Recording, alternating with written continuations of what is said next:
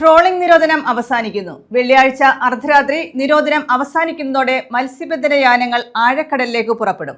ബോട്ടുടമകളും മത്സ്യത്തൊഴിലാളികളും കടലിൽ പോകാനുള്ള അവസാനവട്ട ഒരുക്കത്തിലാണ്.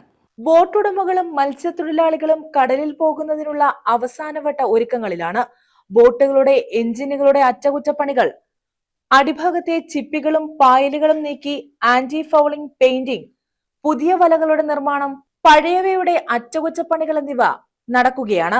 ട്രോളിംഗ് നിരോധനത്തെ തുടർന്ന് സ്വദേശങ്ങളിലേക്ക് മടങ്ങിയിരുന്ന തൊഴിലാളികളും തിരിച്ചെത്തി തുടങ്ങി.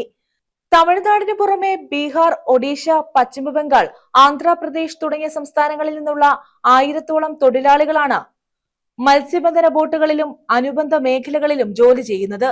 അടുത്ത ദിവസങ്ങളോടെ മുഴുവൻ തൊഴിലാളികളും ഹാർബറുകളിലെത്തും. ബോട്ടുകൾക്ക് ആവശ്യമായ ഐസ് ലഭ്യമാക്കാൻ ജില്ലയിലെ ഐസ് പ്ലാന്റുകൾ പ്രവർത്തനം ആരംഭിച്ചിട്ടുണ്ട്.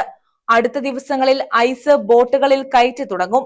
ഇന്ധനം നിറയ്ക്കുന്നതിനുള്ള പ്രത്യേക മറൈൻ പെട്രോൾ പമ്പുകളും വ്യാഴാഴ്ച മുതൽ പ്രവർത്തന സജ്ജമാകും. ന്യൂസ് ബ്യൂറോ, കൊല്ലം.